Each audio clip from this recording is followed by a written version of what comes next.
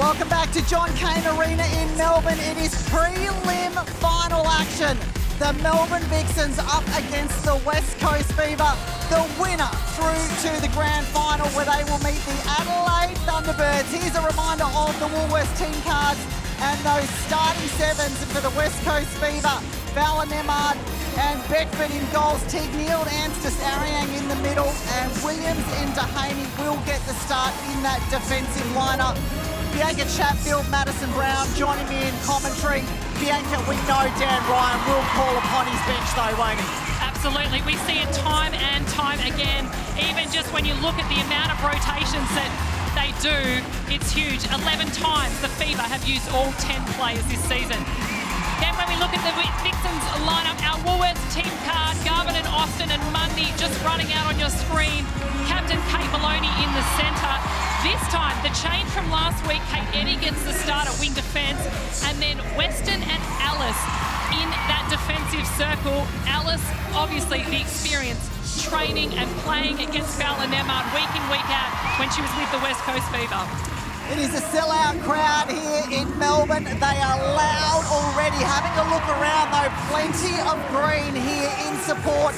Travelled all the way over to the East Coast as Rudy Ellis comes out with that goalkeeper bib on, and boy, has she got a big job on her hands this evening. We are now just moments away from this first centre pass, the prelim final. Who is going to the grand final in just a week's time? Anstis. Beckford. Contact centre. Well, she had to wait a little while, didn't she? The timing, though, to Teague Neal at the top of the circle was good. Offside, wing defence. Fowler, Nemard. One on the scoreboard. Plenty more of those to come from her, Bianca. And even in that early play, you see Joe Weston give Shanice Beckford very close attention, something that the Vixens couldn't do last week. Well, you talk about close. That was very close to being out. And Dehaney, well, she picked up the scraps defensively. The Fever were all over that first trip down the court. And off the back of a game like last week, where the Vixens really struggled, probably still lacking a little bit of confidence, if the Fever can get on top here early, it's going to be a real mental battle, isn't it? And absolutely, that's how Dan Ryan would have picked apart the Vixens game. They'll be wanting to set an example really early, as we see an early miss from Fowler Nemard, but not wanting this crowd to get involved. I'm sure Fever will do everything they can to make sure they're in front on the scoreboard for as long as they possibly can be. That may be an early lesson to Fowler Nemard, though. The classic step in. Josh Bowering, the umpire, didn't call it, so Rudy Ellis, nice and close on the defence of the shot. Teague Neal. What a drive from Beckford. Speed to burn, absolutely took to task Joe Weston. There she is, the speedy little Jamaican sunshine girl, and that will really be an area she'll exploit as much as possible tonight. Weston to Eddy. Mundy tries to push through. Well, they left it till the last second to get rid of the ball there, the Vixens. Defensive pressure early from the Fever. Maloney. Two great options you can see on screen there. Austin in front, Garvin at the back. Is that a telling little nervous miss? See Sophie Garvin, the big breath as she took the second one. She'll be relieved to follow up with that one to sink the Vixens' first shot. Have a look at those penalties already. The penalties is not something I don't think you can read a lot into yet. It's about putting pressure on, and sometimes penalties come of that. It's when the penalties continue over a long period of time in the game that they get really costly. So it's almost just putting the feelers out a little to start the game. What are the umpires going to allow? What are they not? You've got to work out your boundaries, especially if you're in those two defensive circles. Dehaney, the challenge from behind. Well, I tell you what, I was keeping an eye on Katie Ann Dehaney in the warm-up. She is focused, wasn't engaging in anything else with other players. Face really still and concentrating, and you can see that already having impact. Her best season we've seen in Suncorp Super Netball, Katie Ann Dehaney. Have a look at her. She's fired up for a big one here, Dehaney. Well, for the difference As we see the Harvey Norman replay, the long bomb into Fowler Nemard. Obstruction, wing defence outside the circle. Step forward, wing defence. Plenty of jostling going on inside that circle. Rudy Ellis. The pressure is on. The Vixens trying to do everything they can to get a hand in and disrupt play. Smart lean from Alice, but Fowler Nemard, if she stays composed, it's going to be really hard to break that. Those shots just dribbling in at the moment, though. One miss you can see there for Fowler Nemard. You don't often see that. Not in the early stages of the game anyway. Mundy to Maloney. Austin at the top. Garvin at the bottom. Such a beautifully balanced shooting circle. Oh, big shove in the back from Dehaney. You talk about balance, that's certainly when the Vixens are playing at their best. They've got a balanced attack end. They're moving the ball around. They're using the speed on the ball to their advantage, and a huge win from Alice. Well, it is a game of the goalkeepers at the moment, isn't it? Having impact early, both of them. And those are the cracks that you start to see in the wins you start to see in the last quarter of the game. So this is a promising sign for both sides. It takes time to settle in these big games, and it's the team that settles the quickest that's going to have the advantage. And a confident shot from Kira Austin. And the crowd love the build-up to the speed that we're used to seeing from the Melbourne Vixens. Teague Neal, deflection. She knew exactly the pathway of that ball.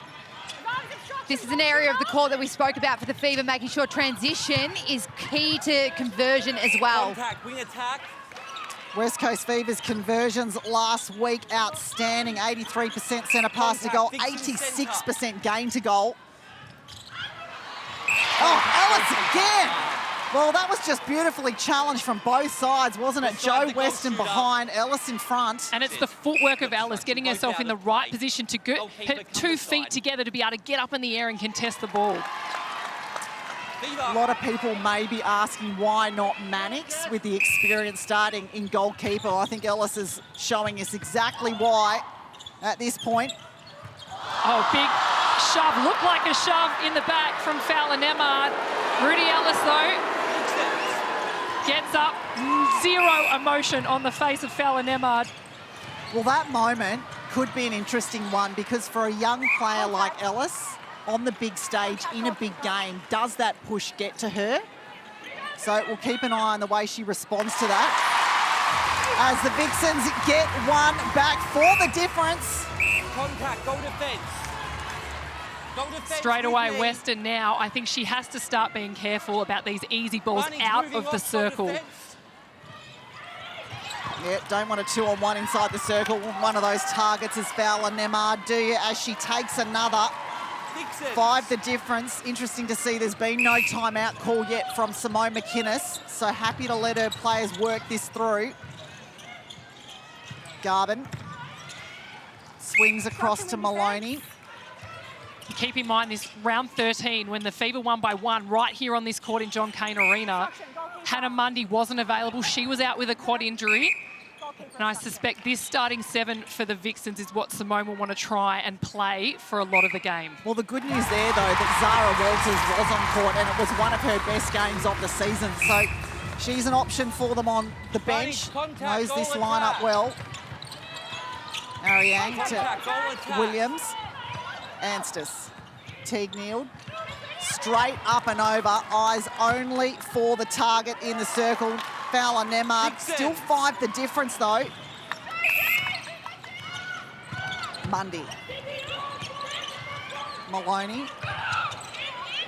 Garvin's move covered as she tries to come up the middle. Mundy, quick one to Austin and back again. The hold from Sophie Garvin. Smart play. Blocking out Fran Williams, who's had an exceptional season. Couple of minutes away from the first power 5 of this game. Teague Neal, Beckford, the front drive, the quick double play. Well, she does enough to draw the attention of Joe Weston, and that leaves a 1-on-1 with Fowler Nemard and Rudy Ellis. Vixens. Advantage contact, wing attack. Mundy, the crowd loved that pinpoint pass into the pocket. What about a couple of quick balls between Austin and Garvin too? They look a little freer, starting to find some momentum. That's the Vixens of old. When we say old, from round 1 to 11, it's what we saw from them, that pace, that efficiency with the ball and the confidence to let it go. Advantage, contact and offside, wing defence. Oh, Ellis again, the tip and the chase, and Bianca, you're spot on. The tip was from behind, but it was the footwork to then get in front and collect the crumbs. Impressive stuff. Every defender out on court, footwork is so essential in being able to manoeuvre around the body. You've got to do it in a way that you're not getting contact. And Alice knows, having trained against Fallon Emmard for many, many sessions, she will know how to best get around her body. She just needs everyone out the front to do their role as well. Yeah, some valuable time Rudy Ellis has spent in the West Coast Fever camp. So you're right, we'll have that understanding as the ball gets sent all the way back to the goal third for the Fever. Interesting, Joe Weston sitting very much in that middle channel, allowing Beckford out, coming back a little bit, hedging back out again. Coach Dan Ryan saying release it quicker to Fallon Emmard. So you expect them to turn, look, sight, and release it straight away rather than holding on. Austin, Weston, this time Garvin up the middle, not covered. Straight down the middle of the court was that play for the Melbourne Vixens. Dehaney, look at the lean over the shot. Doesn't bother Kira Austin. Well, there's the first siren, the first power five of the game of this prelim final. And no need to go to it just yet, says Fallon Emmard, who was having a chat with the umpires. So Rudy Ellis is in ahead. And this is where the pressure has to be maintained. You don't often see Fallon Emmard get frustrated. Sophie Garvin gets one back for the Vixens. For the difference, there they are. Well, that one is proving to be the battle to keep your eye on in this prelim final. Fallon Emmard with the great hold. She's got her hand in the air. You can see Teague Mills just a little bit hesitant to release the ball, but the space is there. Well, that's down to the defensive work Ellis has done early, isn't it? Creating that doubt, as is Katie Ann Dehaney, as the Fever are floating off, both in the circle, trying to stop that screen from Garvin. Really dropping back. You can see both Ariang and Anstis. Well, you just see the Vixens not wanting to take that one-pointer, really wanting to push the twos early. And why not when you've got someone like Kira Austin on the tools? Kira Austin just 4 from 7 in super shots last week. Were forced into them though. Fallon Emmard, what a take. The elevation and the control in the air, giving her teammates confidence. Just give me the ball.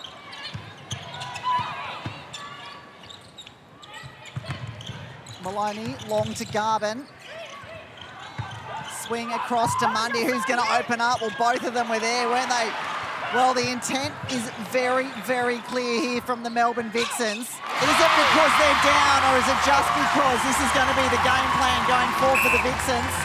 Why not when Kira Austin is in this form? To the difference. And every player on the court for the Vixens are playing their role right now, are doing their job and not relying on somebody else next to them to do it. Goalkeeper.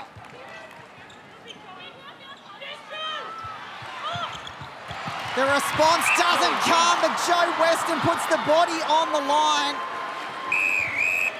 You can really see the desperation, can't you, on the faces of the Vixens.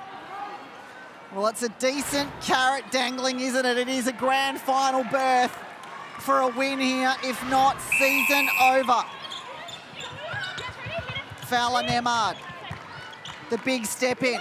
Defenders not moving. Well, she sinks another, gives them back that tiny bit of breathing space.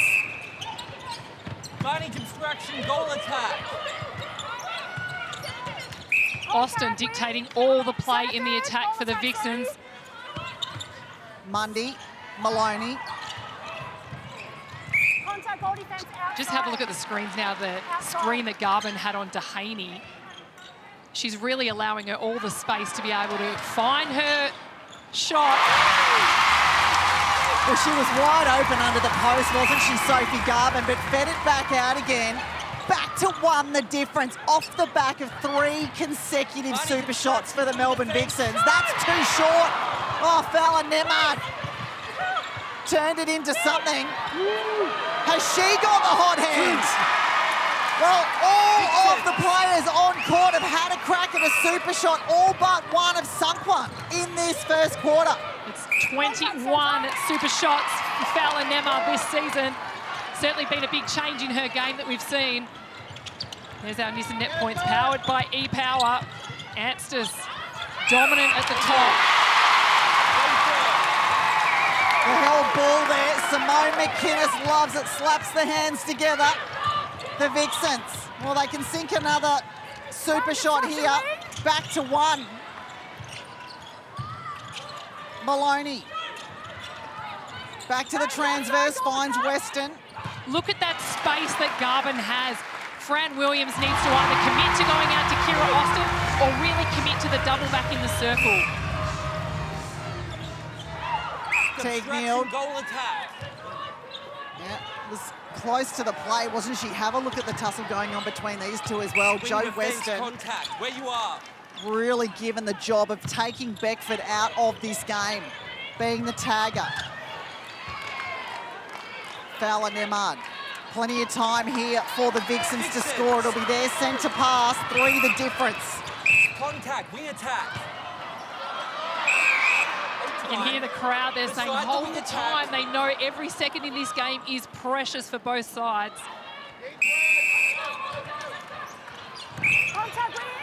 Yeah, gets on with it, does Mundy.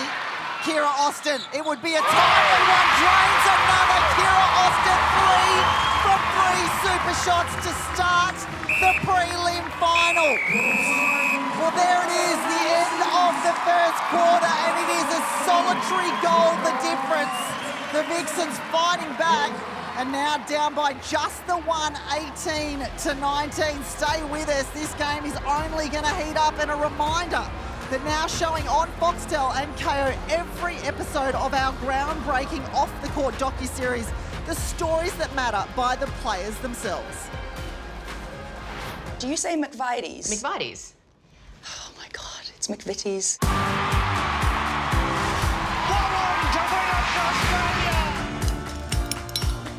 Big one. Netball was my only escape to make it better for me and my family. Some very dark, emotional times when you're not playing well. Just wake up and my pillow would be filled with blood. There's like a big part of my life missing because my family's not here. I would do anything over the last 2 years to be happy. Being confident in your own ability. What the heck? Who cares what you look like? Who cares about anything? As long as you feel confident and supported.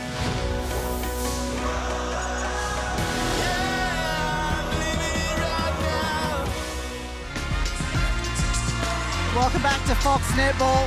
Well, hasn't this been the story of the opening quarter, the battle between Janelle Fowler Nemad, an ex-teammate now, Vixen Rudy Ellis, has been non-stop for the first 15.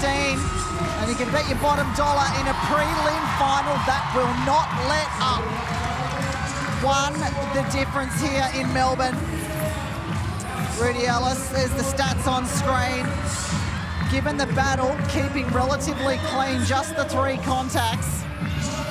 Well, the other story of this first quarter, got to be the super shots. Everyone on court having a crack, high risk, high reward, Bianca. And the Vixens will know that, how important it is for them to try and at least take some shots in the Power 5.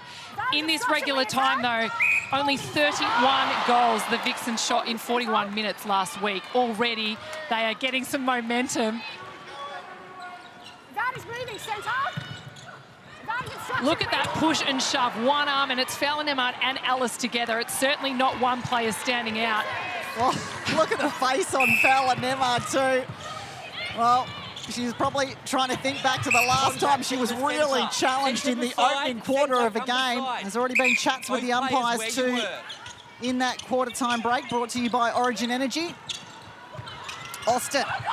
Contact, goal defence, other side. Well, she's been on fire from distance. I think everybody thought she was about to shoot that nicely hidden pass off. Beckford to Anstis. Teague Neal. Beckford. Not enough on it again. You'd think she, of all people, would know, and you can see when she lets it go, she's almost got the grimace on her face, but Fallon Emmard having to work overtime for some of these balls.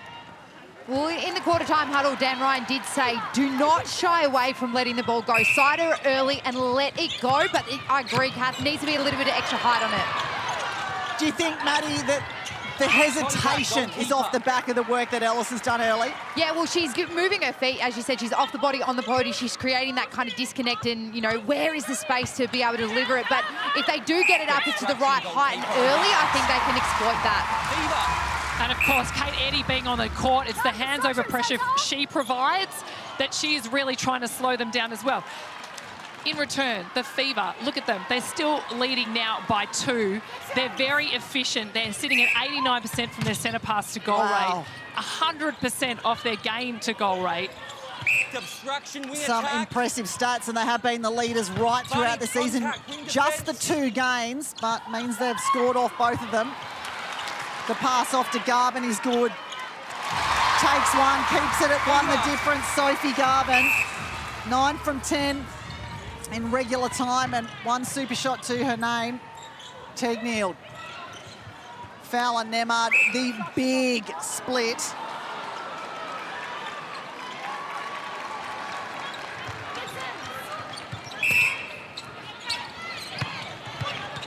Mundy. Beckford was close on that one, really watching where that centre pass was going. Garvin out of the circle. Mundy finds the ball side offer. How good is her speed around the top of the circle? Contact. Garvin dribbles 1 in. Remains at 1, the difference. Well, it was quite the big gap in the opening quarter, wasn't it? The Fever out by 5. Vixens have got themselves back and they've stayed there.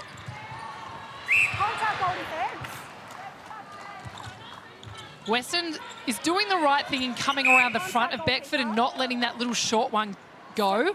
But the thing is for her, she's got to stay in play to then help support Ellis at the back as well. So it's a crucial role that Jo Weston is playing. She's tagging, but she's also got to come back off and hedge as well. Austin, there's the last 10. Wow. That's going to be an exhausting remainder of the game, isn't it? If that keeps up goal for goal. Kira Austin will continue that trend. Under the post, takes a minute, sets the shot. Has been on fire, Kira Austin. Regular time and super shot has not missed yet. Anstis, Teague Neal. There's the stats, just the 1 miss for the Melbourne Vixens. Fallon Emmard on fire, 67 from 67 last week. Anstis is so crucial to this Fever lineup, and round 13 she had a huge game, and it was the amount of pressure she put on. It was her dogged defence that she added into this Fever lineup, and already she is out there causing Kate Maloney a lot of concerns.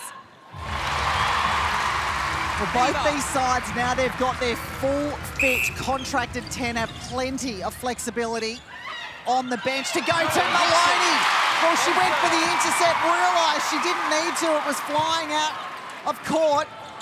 This is a big opportunity for the Vixens. Well, there's been a couple of occasions, Bianca, they've worked hard to get the ball back and they've thrown it back to the opposition almost straight away. Coach killers, but rush of blood. And speaks to the pressure of this game. It's a preliminary final. Everybody knows it's do or die. You win, you're into the grand final against the Thunderbirds. You lose, that is season 2024 over. Well, shout out to the Thunderbirds. They are no doubt sitting at home watching this with interest. That was always one of the most enjoyable parts, when you could win your way through to that grand final and you could sit back and watch the preliminary final play out. Says she, the 6-time premiership winning player. Not everybody has that luxury. Up and over the top, Fallon Nemard. Fever done well the last couple of times to kind of get that mismatch. Western onto Fowler Nemard, that release going in a lot quicker for them. Varney's obstruction, goal attack. So, Bianca, on that then, is Rudy Ellis best just to stay on her target, on her direct player? Not necessarily. Yes, that's ideal, but the mismatch happens because Dan Ryan will strategically be trying to force that to happen. You just have to keep it dynamic. You've got to keep changing. You've got to keep everyone guessing out there on court about where you're going to be and what pressure you're going to put on. Obstruction, goalkeeper.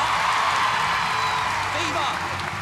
Simone McInnes up and out of the chair, plenty to say, encouraging Kira Austin. Well, it looked like it was clean, 2 hands on the ball. The crowd thought the exact same thing. That looked like the steal of the game so far. Well, we'll see if we can get another look at it. Might have been a simultaneous possession. Beckford. Just 1 from 1 in regular time. She'll give up the penalty. Talk to me about this, because there's been a lot of discussion around Fallon Nemard stepping in, the defender not moving, but the defender always being the one that gets penalised. You've got to be so careful. It comes down to the positioning of where your fingers are, really, that when Fallon Nemard steps in, you've got to hold your hand as straight and your fingers up as straight as you can so that it does not look like you're putting them on the ball or causing a contact. You almost have to play up to that to the umpire if you're a defender, that I'm standing so straight, I am not moving the second she steps in. It can go either way. Majority of the time, the contact will come because of the fingers over the... Yes, because you can't help it. You lean into it a little bit more because you know you've got more of a chance of trying to stifle it. Teague Neal under big pressure from Kate Eddy. Beckford. Much quicker play to the Fever in attack as well, allowing them to work the ball onto circle edge, get that depth off the centre pass. Well, there it is again, and it's interesting, isn't it? Because it doesn't stop Fallon Nemard from stepping in. Here it is. See the fingertips and how Joe Weston then just went to grab the ball? Yep, straight away. It's a big temptation, isn't it? Look at that. The Vixens and Fever both very similar. The time it's taking to get to goal, both just under the 30-second mark. Well, this Vixens attack line looks far more clinical and really balanced in terms of what they're giving. Kira Austin sitting on 8 shots sunk, Garvin 12. Fallon Nemard, take a bow. That was a huge take. She knows the pressure's on, but still performing so brilliantly out there for her side. There she is, 28 right at the top. But it's the balance between Garvin and Austin that's going to prove to be a handful for this West Coast Fever side. Still cannot get any closer than this one goal, though. It has been goal for goal this entire quarter. Attack, no more breaking. Beckford by herself. That is holding centre.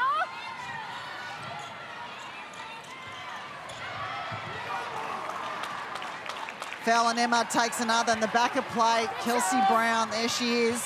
Centre bib on, interesting. I wasn't sure if we'd see her at wing attack or coming on at centre. Obstruction. That's the thing, is Fever lineup, they have so many options, they have so much depth. 11 times already this season, Dan has used all 10 players in matches. Oh, strong rebound, given the beast state that Dehaney started this game in. Sophie Garvin. Well, we wondered when Kelsey Brown might be entering the game. I think our answer has just come. It is an HCF tactical timeout to the West Coast Fever. Dan Ryan, get in and have a chat with his charges, and we will have an eavesdrop.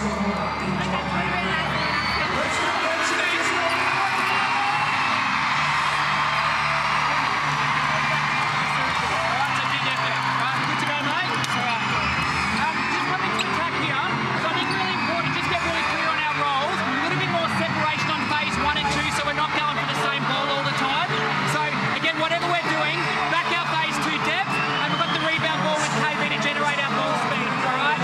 So just tick it over with our tempo, and if they're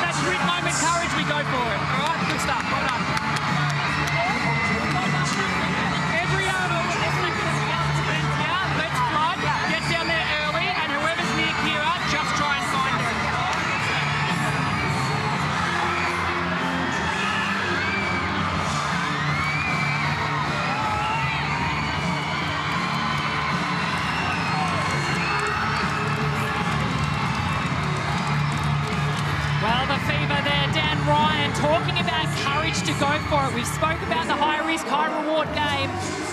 The Fever making the change. Kelsey Brown into the centre now. They know they have the plan to work. Well, the go for it might be because they've recognised that's exactly what the Vixens have decided to do in this contest.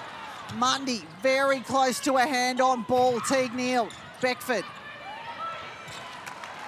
23 seconds away from the second power 5 of the game. Nemard, Bella Nemard takes another.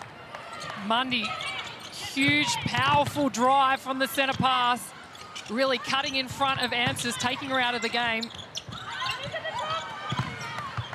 Oh, that was just a beautifully timed roll-off from Kira Austin. Had her back to the play. There's the siren. It's power 5 time. And Kira Austin did some serious damage there as Eddie comes up with an invaluable ball. Well, is this where they get back to level? Been trying this whole quarter, haven't been able to get there. Eddie would love this to be rewarded. Austin, Mundy, Garvin. Well, she'll take the one, surely. They've got the centre pass to follow. It's level. Here's a Harvey Norman replay. Kate Eddie, 2 hands, eyes on the ball, did not take them off. Kira Austin, great front space. Garvin straight out of the circle. Well, how great was that passage of play for the Vixens? Kira Austin, I was about to say hasn't missed from distance, but it's a nice pass off. They'll take another.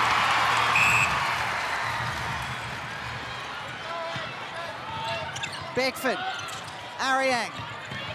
Vixens with the last 3.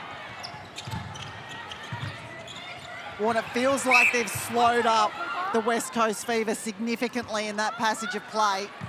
We know both of these sides. They've had such great battles against each other. It's huge rivalry. It's always a game of persistence, always. Well, have a look at that. Mundy, absolutely no defence on her. They flew down court off that centre pass between Maloney and Mundy. One of the easiest gets the Vixens will ever have.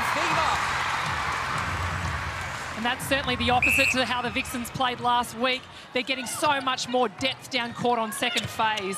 And as soon as you hit circle edge, for either side, it's really hard for defenders to get their hand in. Well, I might get Maddie Brown in on that comment then. The speed down court, Maddie, is that what was missing last week against the Adelaide Thunderbirds? I think it's definitely that turn of the shoulders, looking long and having the confidence to release that deep ball.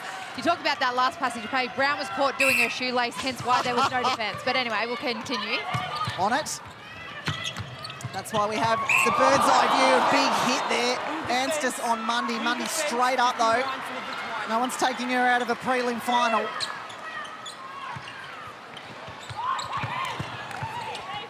The screen there from Garvin. Kira Austin couldn't see it because she was parallel. Garvin, 1 from 1. Super shots already. Makes it 2 from 2. That would have to be one of the flattest shots I have seen from Sophie Garvin. Doesn't matter what it looks like, Bianca, as long as it finds the bottom of the net. Risky, that was risky. Teague Neal. A contest on every single ball. Fowler, well, you saw just then, she was under the post, but still had an eye on Beckford. There's the clash. Nothing in that really clean, wasn't it? Anstis just going for the ball. Yep, just cutting off the line of the ball. Smartly put herself in that position as well. Garvin, Mundy. Garvin again. Oh, doesn't want to shoot it. Maybe from the top of the circle is the sweet spot. Kira Austin hasn't missed. The pass off again, though. Garvin will take the one. Well, they're playing this really organically now, aren't they? It felt like they were trying to push the super shots a little bit more in the first quarter. And it's the decision-making. They are sharp, they're accurate, they're backing themselves in. And as we always know, when the Vixens are in form, they're sharing the workload around, they're sharing the shooting load as well.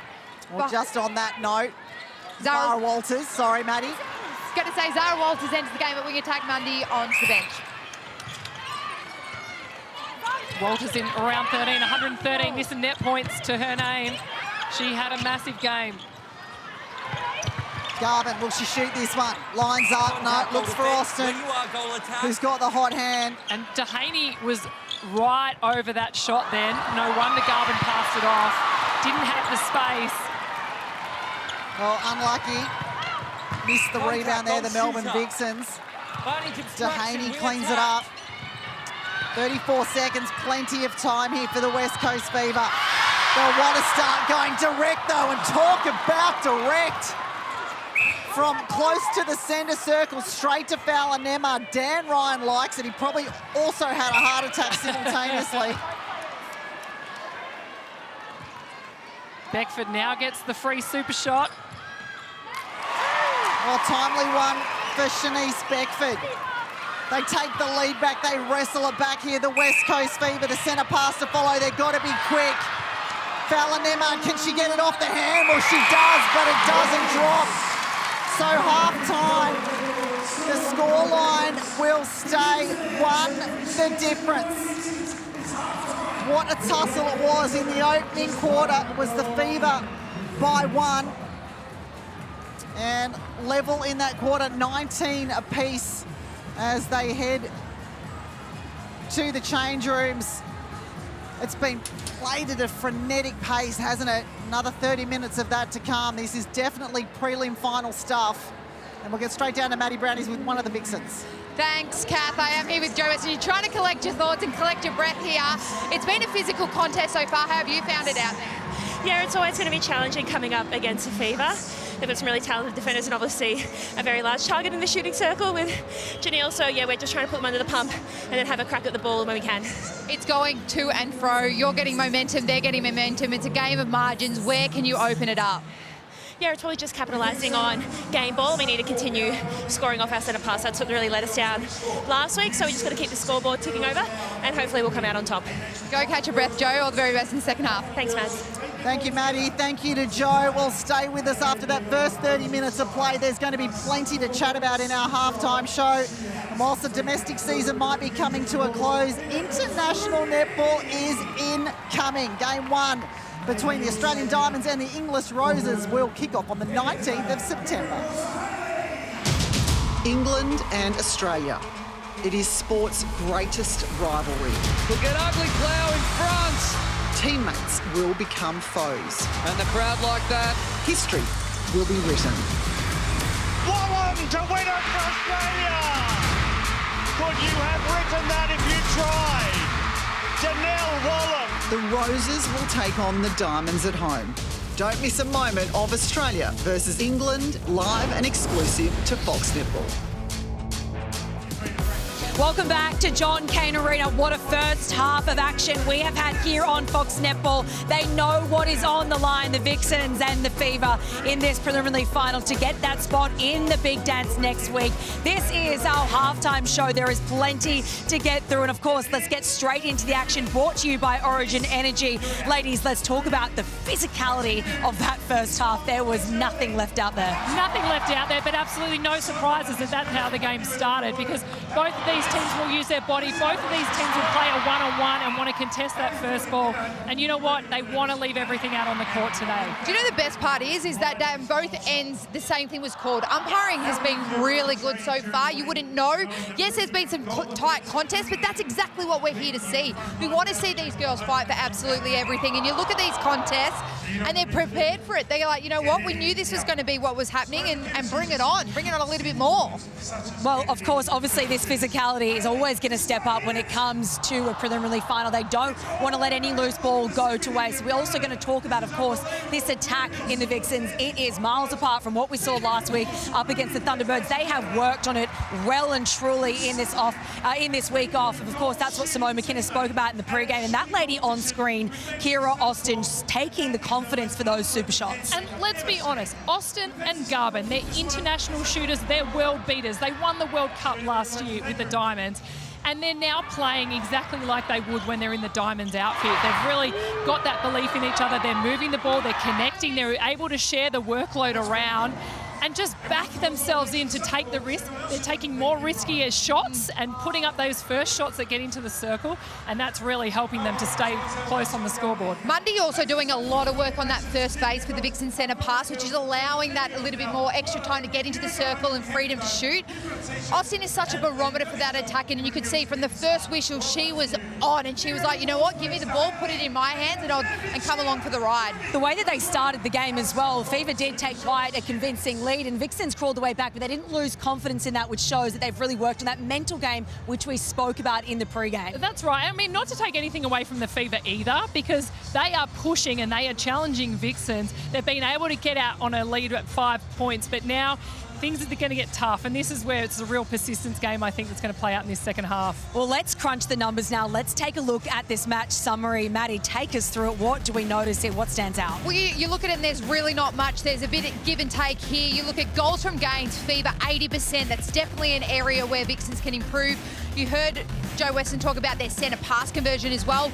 For me, the penalties, I think, just started to creep up a little bit for the Vixens just in those last couple of minutes, which allowed Fever the run to get back into the contest and leading on the scoreboard as well. So something to maybe rein in. You want to contest, you want to be building that pressure, but you've got to do it cleanly, B. And where Fever are excelling is the amount of ball they're actually getting. They've got 5 gains to 2 there, and through Dehaney and Anstis and even Beckford's chipped in to get a gain. That's been really important, and I think in this second half, they've got to get ball, they've got to win ball both sides to keep themselves in the game. Well, we still have second half action coming up here on Fox Netball, but we can't forget about the Suncorp competition. Over the season, netball lovers from all over the country submitted a photo and a statement about the friendships netball has brought into their life.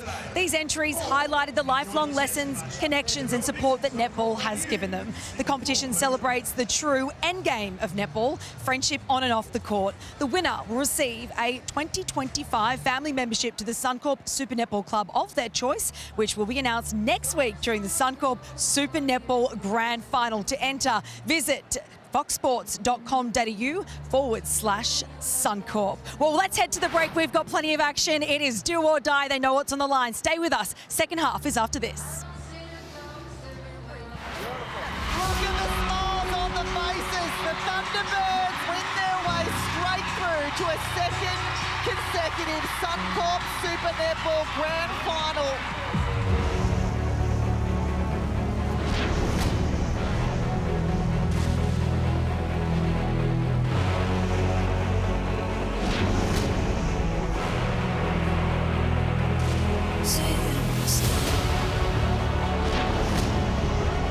It is friends and family off court. When it gets on court, it's definitely white line fever.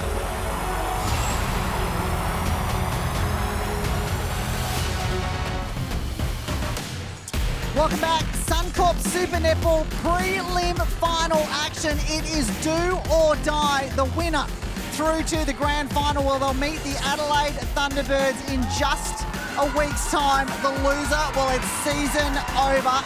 A huge final 30 minutes of play coming up. And at this point in time, the difference is really hard to predict who that will be. Bianca Chatfield, if I can put you on the spot, what's your gut telling you about what we've seen already? Well, what's really impressed me is that we're sitting in this position right now where there is 1 point between these two sides. Every player on the court there has really come out to play in this preliminary final, brought the intensity, brought the ferocity. Really, anything can happen from here, Catherine. Well, we'll get straight down now into the action a little more, and that's with the head coach of the West Coast Fever, Dan Ryan. Dan, thank you so much for your time. You are winning every stat that matters in this game, the only difference being the super shot department. Knowing that the Vixens going for high risk, high reward, how do you combat it? Well, I think he's got to keep focusing on our 1 point game to set us up for that period of play. And, you know, we've been doing a pretty good job in just making sure we're ticking over our scoreboard. So we just got to get on the grind here in these first 10 minutes and see what we can create. Dan, at halftime, you would have spoken to your side. What did you focus on? What were the main things that you focused on in the chat? Well, I think defensively, we've just got to stop the shooter-to-shooter connection. It's been working pretty well for the Vixens. I reckon if we can just get in their heads in that part of the game, we're in business. And just that last little second pass and cut to the circle edge too is getting us as well. So we just need to get some more defensive gains, but we're not far off it. Dan, you were in this position last week. It was a do-or-die game. Do you reckon that puts you in good stead to finish off this second half? Well, I think we've been playing do-or-die games since round 12, so we're well accustomed to it, and we've got to embrace it and enjoy it, and that's what it's all about here. Go for it. Dan, we'll leave you to it. Thanks so much for your time. Cheers. Well, he sounds calm, doesn't he? Sounds pretty happy with what he's seeing from his team on court, and why not? It's an even game at the moment. Dan Ryan always seems to have a master plan. Yep. Plenty of options and plenty of plan A, B, C, D to go to if things aren't working. What interesting to hear him say that he wants to try and break up the shooter connection. His wording, get in their heads. So I think he's aware of maybe what happened last week against the Adelaide Thunderbirds, and if he can start to break that a little bit, maybe they'll crumble. So 50% of a defender's game is the intimidation factor that they can bring out on court. I mean, you look at it with the Adelaide Thunderbirds, they're so skillful, they're so dominant, but they're so intimidating. They cause the doubt and hesitation. So every defender on this court should be aiming for that as well. I just made up that 50%. Well, yeah, but you admitted to it, so I'll take that. Beckford through the middle. Fowler Nemard. Couple of misses to Fowler Nemard, but she's sitting up at 94%, 95. Eddie. The Fever straight back into blocking up this middle corridor. They go from doing the wall on the centre pass to then falling back into the middle corridor to really block it up. The swing to the top, Mundy to Maloney. Again, well, it was a shooting opportunity for Garvin, but didn't want to take it as a couple go down. Well, the grimace on the face there of Kira Austin. It was an awkward landing. Great to see both players jump up. Have a look at this Harvey Norman replay here. Yeah, oh, the knee buckled. Well, Dehaney straight away knew too, didn't she? Look at her face. Both on their feet. Best way to respond to that, Kira Austin, is exactly like that. 41 apiece. Teague Neal forced to go long. Brown in the centre now, trying to get the cut back onto the middle. Obstruction, goalkeeper inside. Well, if you are just joining us, these sides have met twice already this season. They've taken a win apiece. The last one was just by the one goal, and it looks exactly like what we're going to get here again today. There's Williams, Bunny's breaking goal attack. the English Rose captain, and she'll be busy throughout the international series in September against the Diamonds. I think putting Ariang back into goal defence, I mean, she nearly timed that perfectly to what I was about to say about her game.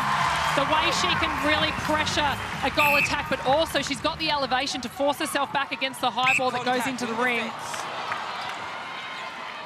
Well, they've got great flexibility, haven't they? Because Ants just pops back into wing defence so nicely. Brown into the middle. Fowler Nemard again, the pressure from Ellis. Well, we saw it a lot in that first quarter, but it was almost like Fowler Nemard weathered the storm. That ball from Teague Neal, perfect. Away from the defender, opened up Fowler Nemard the other side, protects her a little. And that's why Teague Neal has been so dominant this season. She sits second for goal assists, second for feeds, second for centre pass receives. That wing attack position she has really owned. I'll tell you who else is owning this game, and that's that lady right there, Kira Austin, having a standout performance in this prelim final and really needed to lift after last week. Fowler Nemard home alone, they can't stop it. It's the first time I think we've seen quite a flat ball go into Fowler Nemard, but she was there, she found the space. The Vixens went flying. They've got to be careful. They've got to continue to do that grit work. Well, that was a nice little interchange between Shanice Beckford and Josh Bowering just here clarifying what the call was about.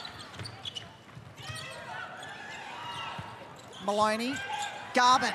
Well, she had to wait for the hands over. That was Dehaney forcing it through. Dehaney not having anything to do with that. Anstis. Well, again, Fowler Nemard by herself as well, but a great level of restraint there and maturity from Teague Neal not to just let it rip. And then Alice really getting caught on the back of Fowler Nemard, who held it at the top of the circle. Look at this Harvey Norman replay. Mundy had Austin right in front of her, didn't take it. Players return the ball. This is where I think, Kath, we're really going to see the pressure start to creep in. When the players look up at the scoreboard, they know it's close. They want to see where they can have impact.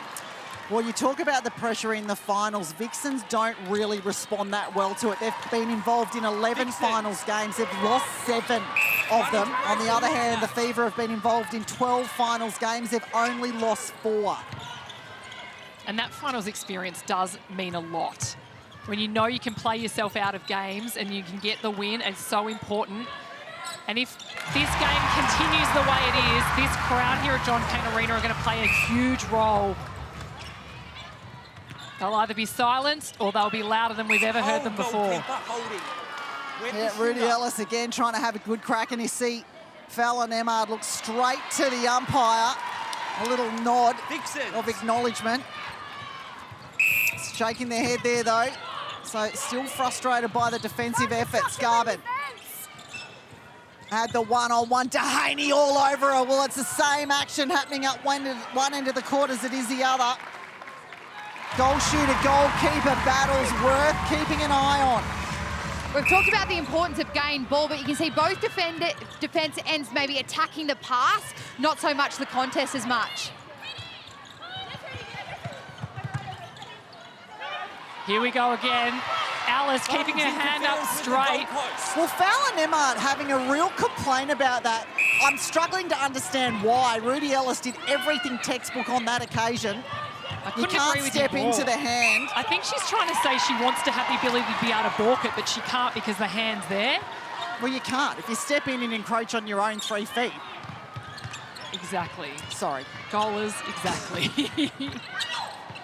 Huge turnover here, opportunity for the Fever. We also see Fran Williams into goalkeeper for KDN Tahani. Thanks, Maddie. That's an interesting exchange to put Fran Williams back into the game at goalkeeper. I mean, that probably explains that there is a HCF tactical timeout. Yeah, this way, the Melbourne Vixens, as they now find themselves down by the 4. And in that moment, too, if you have a look at their huddle, there's Em Mannix. So Bib on. She was starting to walk towards the interchange spot right before that timeout. So we'll keep an eye on that. Might be a change on its way. We've got to go for the ball. Yeah. So I know we're sitting, but we've got to go for it. Yeah. Can we create it? How can we create it? So what can we do when we go back out there? Just that edging. Come back. Yep.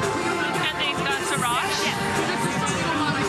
Yeah, but I think more one-on-one rather than or too far off to have a goal in the ball. So let's go more one-on, but I'll come back to look. But so have a look at the one that's just waiting in your pocket. Yeah. That's where they're there for. Yeah. But just go for it.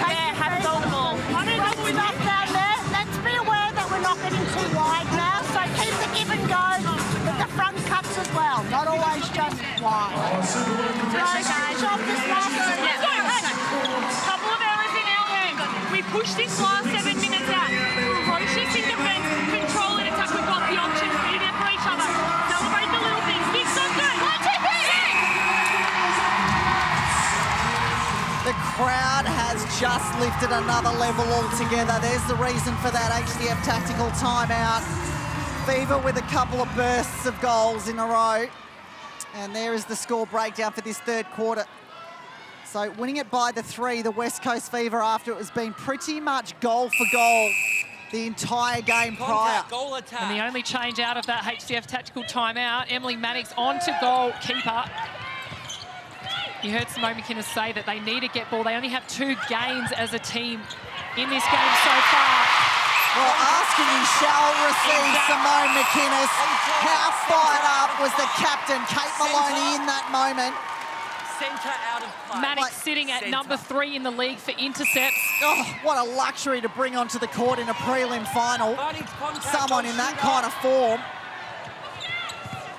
And straight into the action, Em Mannix. Well, they have to score here, though. That's a given, isn't it? The conversion is important.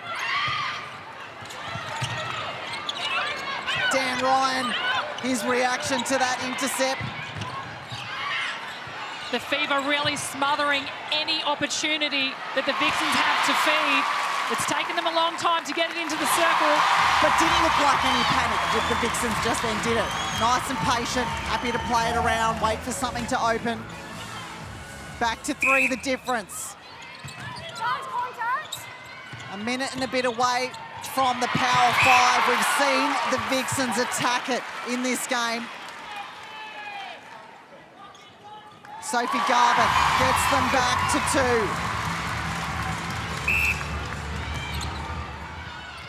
Beckford takes the long drive, gets it deep, puts it straight to the front of Fowler Nemard. Much quicker play from the Fever, but throws it straight out of court. Again, though, all M. Mannix floated off, really starting to create some doubt in the feed outside the circle as well. What an interchange to make. And there is no doubt Mannix would have fire in her belly from not getting in that start when we've seen her in the starting position so much this season. To sit there and have to watch, she'll be ready to pounce. Mundy. Again, taking their time here. They're being forced to the Melbourne Vixens, but don't look at all panic. Kira Austin is fired up. Won the difference, the centre pass to follow. 4 seconds away from the third Power 5 of the game. There's the siren. Mundy back to level in this third quarter, 11 apiece. Garvin will get them back to level. Well, they weathered a big Fever storm. Showed some grit, and it's exactly what Simone McInnes, Kate Maloney spoke about in the pre-game. And they spoke about celebrating the little wins as well, and you already saw Kate Maloney with a double kind of hand pumping up in the air, saying, well done, we've done it, we've weathered this storm, but there's still plenty of time. Learn the lesson the hard way right there, all right? If we make one mistake, we've got to get back into lock-in mode, all right? Every moment counts out here, okay? So really important that we're all in that together and we know what's required in those moments, all right? Back into centre pass conversion here in this super shot period.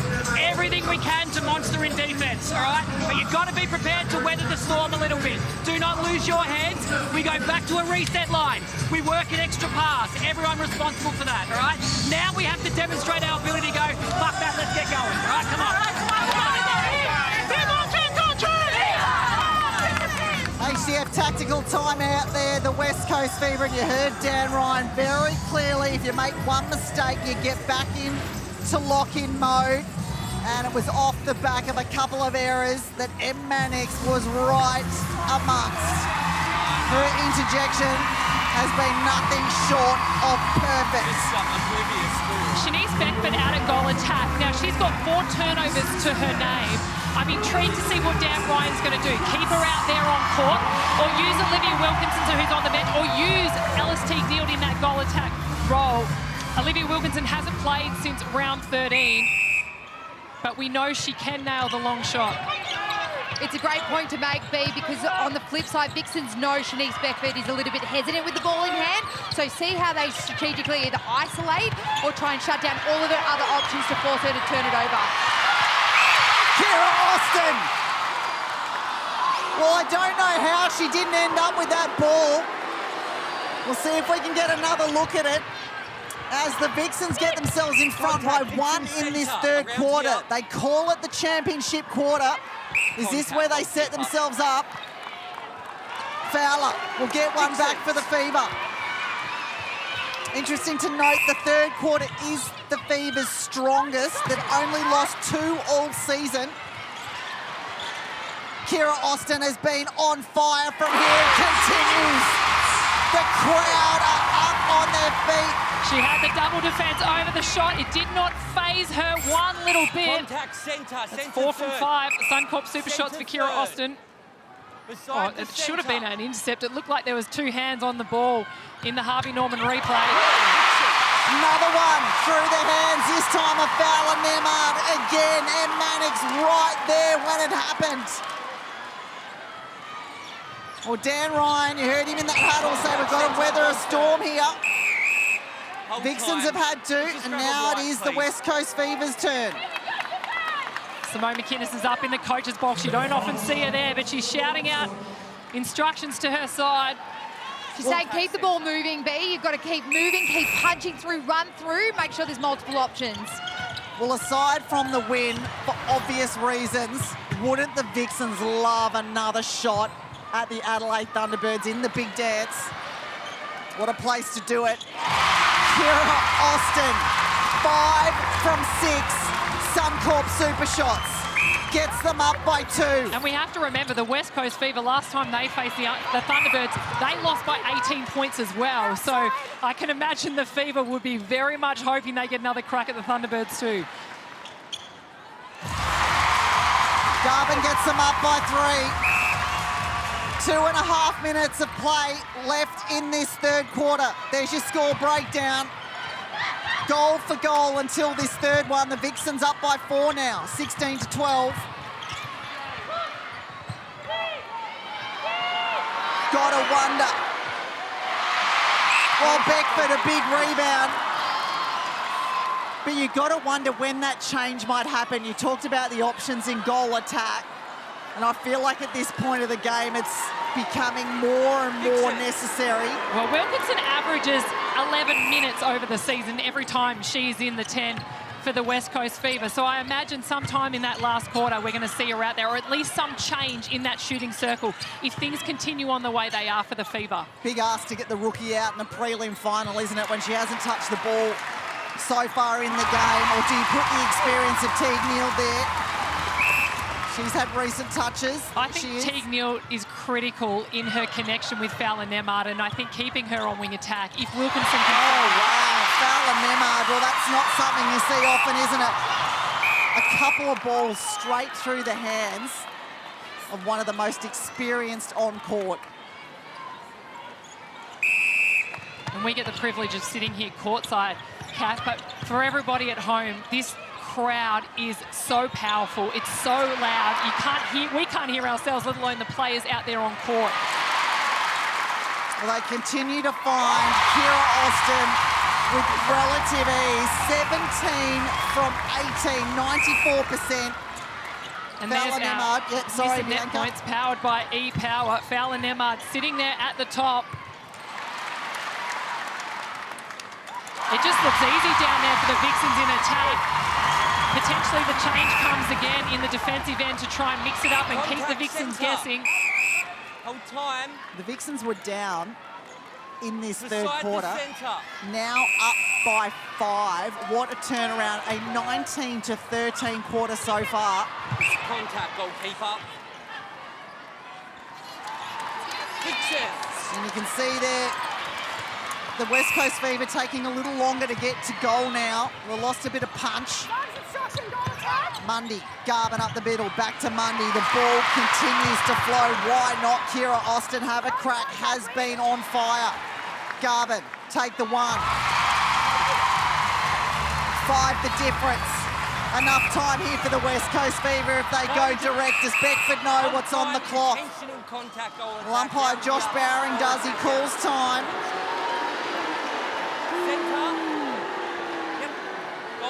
That's a good call from the umpire. Fowler Nemard, the most accurate super shot shooter for the Fever, but can't sink it in the crucial moment to finish off that third quarter. Well, I'll just give you a moment to listen to this crowd in Melbourne. John Cain Arena has erupted off the back of that performance in the third quarter. The Melbourne Vixens, 57-52. Stay with us. We have got a monster fourth and final quarter in this prelim coming up. You don't want to be anywhere else than Fox Netball right now.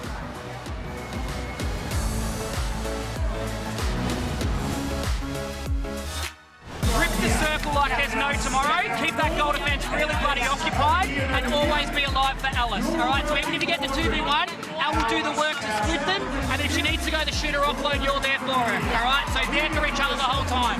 You two guys provide real clarity on phase 1 and 2 rolls. All right, so use your pass and cut to get onto the edge, nice and low to get underneath. Right, and then you find your depth and your positioning around it. All right, poise, experience, composure. All right, good stuff. Three-quarter time brought to you by Origin Energy prelim final. Well, firstly, we just saw a big change in that Fever huddle, but Kira Austin has been absolutely on fire in this game for the Melbourne Vixens. Needs to be stopped if the West Coast Fever want to get back these 5 goals as we head into the fourth and final quarter. Who is going to the grand final? Who is going to Adelaide to meet the Thunderbirds? Well, 15 minutes time, we'll know. The face of Fowler Nemad, I think, is telling, though Bianca doesn't look happy. Dan Ryan had to go over to her in the three-quarter time break and have a bit of a chat. Needs to stand up for them now. She absolutely does. She does for this team. She's a huge impact player, obviously. Shoots a huge amount of goals. She's sitting at 46 from 48 now and one Suncorp super shot. Alice Teague-Neal has been moved across to goal attack. We knew that might come at some stage, or a change has come. I think, will this spark the fire in the belly for Fowler Nemad in the circle? Well, don't want to put the mocker on them, but the fourth quarter is the Vixens' worst. They have only won 5 of them all season, but you sense momentum is well and truly with them after that dominant third quarter. They won 20-14. It was a very positive three-quarter time chat by Simone McInnes. She also spoke about final quarter, your work rate, great keeping there by Garvin. Keep your work rate high. Let's nail this centre pass, so she'll be happy with that. She also spoke they've got 2 timeouts remaining, so see whether they utilise them at a point. And of course, Kelsey Brown moved into wing attack. We know that's her more preferred position. So the change up on that. Fowler Nemad, the body language is telling so much at the moment. Mannix really getting in her head. Yeah, I can't say I've ever seen some of the stuff we're seeing from Fowler Nemad. Answer so unlucky. Again, another smart play from Jess Anster. She gets herself into position. Contact on the ball. And Fowler Nemad, you just saw there, the most turnovers on court out of any player. And they've been ones through the hands. They've been quite simple uncharacteristic. Mistakes. Absolutely. I mean, that was a big hit from Joe Weston. It's a prelim final, though, isn't it? All bets are off. Every ball you take like it's your last one. One step Garvin. forward, where you are. Kira Austin, 21 from 23. Sits at 91% in regular time. Yeah, Fowler Nemad, well, she's got the penalty, doesn't want to take the shot, but got to get the ball in her hands and start to feel comfortable and confident again. And that's a key shot for Alice Teague-Neal to get her first. Really, round 9 against the Thunderbirds and round 14 against the Mavericks were the 2 times she's been put into goal attack. Only scored, well, now 2 shots in regular time, but 4 from 7 Suncorp super shots. That centre pass from the Melbourne Vixens, I think, was the most efficient we've seen this entire game. It's like they're getting fresher as this contest goes on.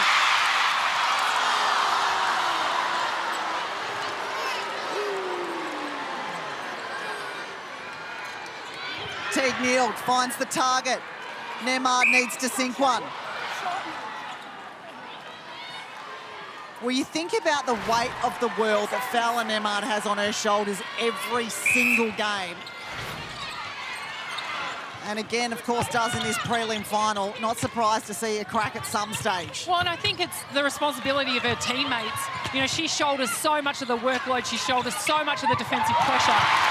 It's up to everybody else around her to support her, to really take some pressure off her. And they're so lucky, this Fever side, that they very rarely have to do that, and they're very rarely in this position. Well, the momentum has well and truly followed the Vixens into this fourth quarter. Teague-Neal, well, that's a big shot over the hands of Weston. And we talk about players taking the load off Fowler Nemad and really playing their role. Teague-Neal has. She's done it at wing attack. She's doing it at goal attack now. Advantage obstruction, wing attack. Maloney, Austin, Mundy, Maloney.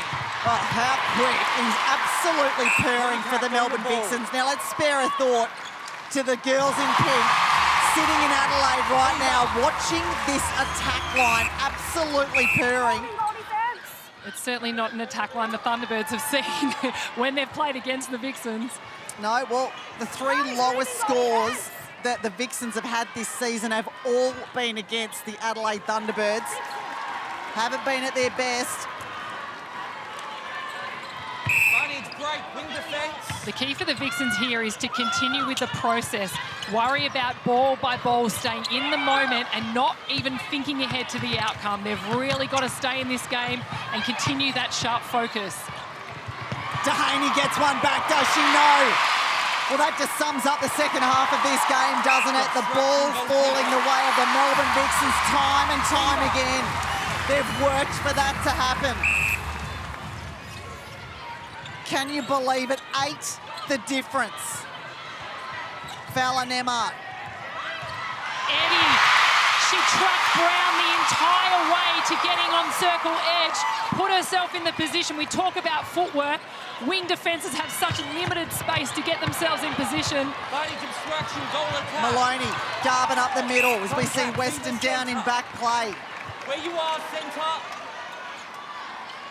There is so much going on off the ball in this contest. Mundy. Swing to the top to Maloney. Kira Austin. Well, at this point, everyone doing everything they can, throwing their body on every ball. Someone's season is over in just under 10 minutes. There's a Harvey Norman replay. Kate Eddy, her positioning was impeccable. Obstruction, wing attack at the centre circle. Weston, Mundy. How good's Hannah Mundy been? Right on cue, she throws the ball away, but again, the Vixens keep it alive. Kate Maloney. The Vixens' pickups in this second half of the game would be through the roof. Kate Maloney, #1 in the league for pickups, but it's the backup from every player out there on court. If someone's falling out of court, there's a couple of Vixens in front of their opposition waiting to pick up the scraps. Well, Bianca, they've just hit the double digits in terms of margins. 10. As Sunday Ariane throws it away again. Dan Ryan's hand goes straight to his face. Contact, wing defence, goal third. Mundy, Austin and Garvin, they've got the ball on a string. Mundy's strength and power to hit the circle edge time and time again is invaluable to that attack line. Doesn't sit in the top there of the miss and net points, but Sophie Garvin, Kira Austin, Maloney are. Garvin, Maloney, Garvin again. Well, she's had the ball in her hand a very long time. Make it 12 the difference. We see Jordan Kransberg standing ready to make the interchange onto court. She's got the wing attack bib on too. Fowler Nemard has been under enormous pressure this entire contest. First by Rudy Ellis. Now the job goes to Em Mannix. The Vixens' defence have been superb in staying off the body, getting on the body, rotating around. You see here in the contest a bit of a slip of the foot there by Emily Mannix, but it's been proving or showing that the space is there for the mid-quarters and they're letting it go, but then they're attacking that line of the ball. So excellent work by the Vixens' defence today. Maddie, you're sitting so close to Dan Ryan right now. What instructions is he yelling out to his players on court? Well, he's been yelling out to Fowler Nemard. It's your starting position. She's getting caught quite high. Start a little bit deeper. Kelsey Brown comes through. Could you keep it in? That's probably been the story of the Fever, as you said. No gains being able to go their way. Well, there's Dan Ryan. Just saw his face on the big screen inside the stadium as well, and he is not a happy man at the moment. Still 7 minutes, though. That is plenty of time for the West Coast Fever to get this 11 back. Not forgetting a Suncorp super shot is in play in just under a couple of minutes. Oh, Kira Austin. Well, everything she's touched, particularly in this second half. That ball placement, bounce pass into the pocket, not easy to do, made it look easy. And how brilliant is it to see her play like that? We talk about confidence a lot. We know that was missing last week, but she's playing like she's the Diamonds goal attack now. Yeah, she's not leading the Nissan net points as we saw before, but she'd have to be close to the player of the match. Full court performance from her. Teague Neal, well, she's having a chat with the umpires as well. The frustration really creeping into the Fever's game here. Garvin, as Cransberg goes down. Kira Austin. A touch on the pass for the Vixens, just to be able to float it over the hands of Dehaney, put it in the right spot. That's something that has been a complete reversal from what we saw last week. Kira Austin's stats just on screen there. Brilliant from every place inside the circle. Timeout, Fever. 11 the difference. Well, there it is. Dan Ryan has called an HCF tactical timeout. I cannot wait to get the microphone in and listen to this because, as you mentioned at the start of the game, Bianca, he will most certainly have something up his sleeve. Right, their centre pass right here. Alice and George are going to flood really hard. Let's jump the wall, create a 5 on the ball moment, all right? Situation's pretty clear, guys. We've got to go for it, all right? So we've got to go for our super shots, back ourselves in, but just make sure we're taking really good shot selection when we're comfortable, all right? So we're just got to be brave with it, high tempo, throw everything we've got at it defensively, all right? It's been done before, so back it in, guys, all right? Everyone together, let's go. Come on. The confidence that Dan Ryan instills in his side, the fact that they need to go to one centre pass option, they need to flood the line, they need to cause the turnover, but take the super shot. You don't see that as a huge strategy that Fever use a lot, but I'm quite sure they're going to have to do it from the start of this Power 5. Well, I think the most important thing he said in that moment was, it's been done before. So don't think that this is an impossible margin to chase down. Vixen's very confident in that huddle, ladies, speaking about, you know, staying in play in defence, contest, but stay in play as much as possible to build that pressure.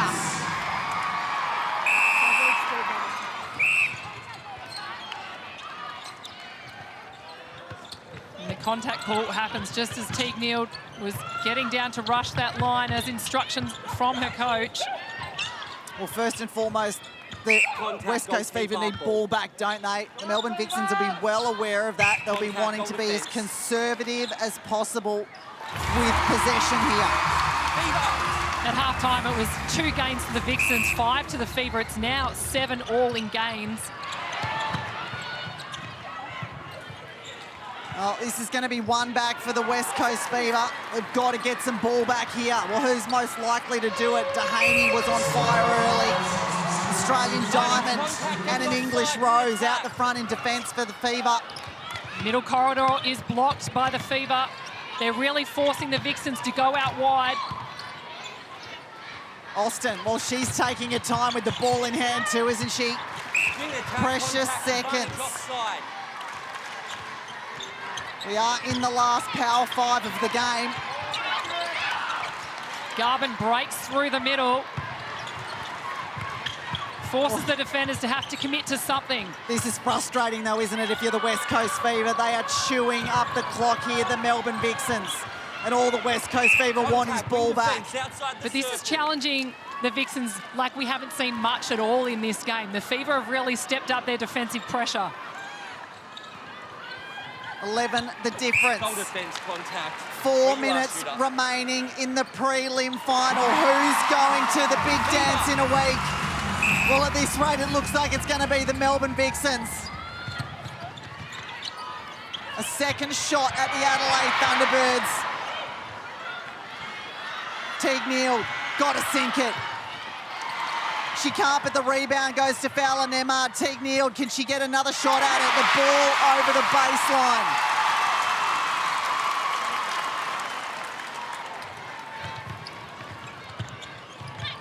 What a rally this has been.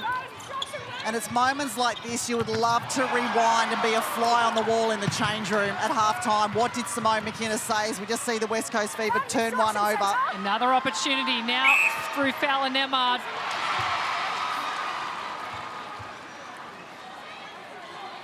The difference. The clock continues to count down. This is where penalties count for a lot. A second shot at the super shot. That's 2 more for the Fever. Well, they get it back to 10. Dan Ryan's up on his feet. He still thinks there's a hope here, and there is. Just under 3 minutes. They throw it away. Who's got it? Well, it's back to the West Coast Fever. So they get a 2 here, Bianca. They've got the centre pass to follow. They can eat into this margin. And the one thing about the West Coast Fever, we say it all the time, is how quickly they can score. When they need to score, they can score quickly.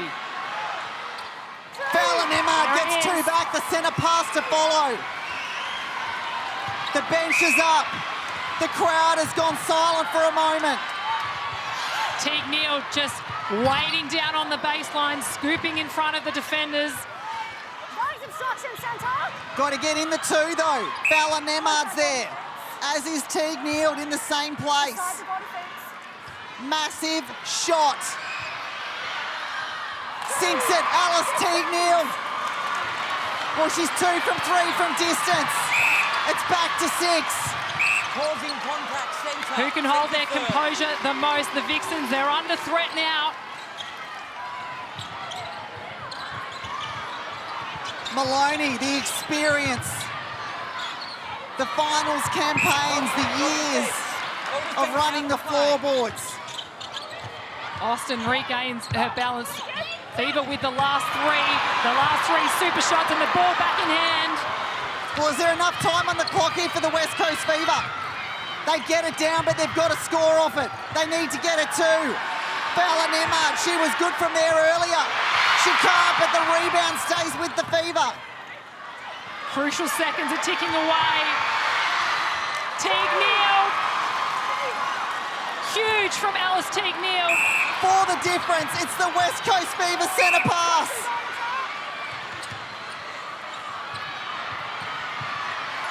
Fallon Emmard. Sticks it!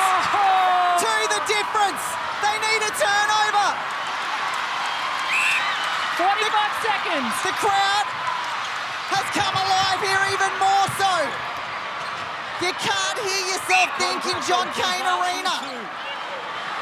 Kira Austin. Well, they only need a 1. There it is. The crowd know it. West Coast Fever got to be quick here. Can't waste these valuable seconds. Huge ball in. Fallon Emmard. Well, look how slowly Kate Maloney runs back to the centre circle. 1 the difference. Got to keep possession.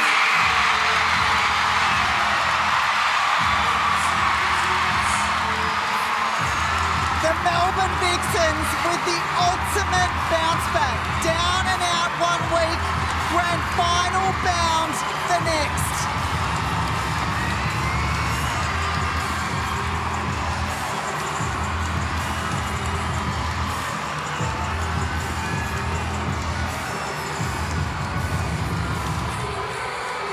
Well, what a game, Bianca Chatfield.